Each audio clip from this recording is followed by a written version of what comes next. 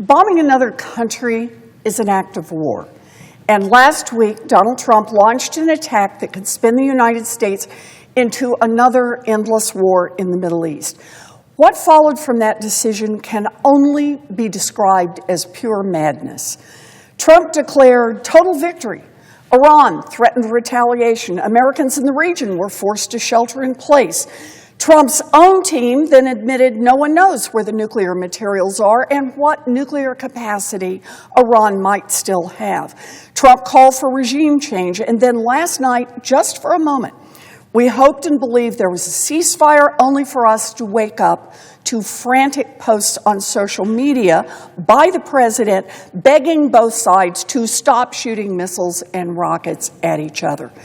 Today, the deputy commander of Central Command could not describe what kind of contingency plans the Defense Department was making, or even whether they did or didn't have plans for the U.S. to put boots on the ground in this Middle East conflict.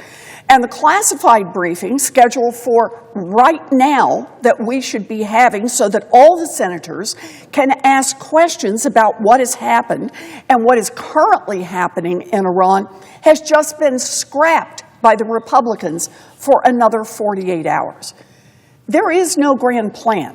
There is no careful effort to develop a responsible U.S. foreign policy designed to keep us all safe.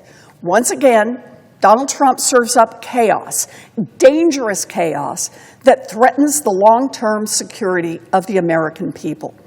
New reporting by CNN and the New York Times suggests Donald Trump's bombing of Iran failed to destroy its nuclear program. The media reports highlight that the strikes only set back Iran's nuclear program by a few months, while risking another war in the Middle East. Now, we all agree that Iran should not and cannot have a nuclear weapon. We are committed to that. But the only successful strategy for preventing Iran from developing a nuclear weapon is diplomacy, something that Donald Trump had been pursuing right up until Prime Minister Netanyahu began bombing Iran.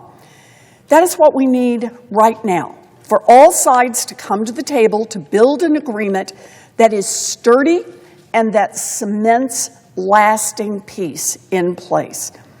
But Trump's reckless action, backed by many Republicans in Congress, makes it more likely that this crisis escalates into a deadly cycle of violence.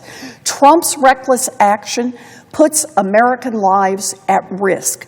Trump's reckless action risks initiating another endless war that could last months or even decades, as it did in Iraq and Afghanistan. We have the power to put a stop to this madness right now. Senator Kaine has introduced a war powers resolution to stop Donald Trump from turning these Iran bombings into another endless war in the Middle East. Americans don't need another war. Americans don't want another war. They need and want good jobs and lower prices, and that is exactly what we should be focused on.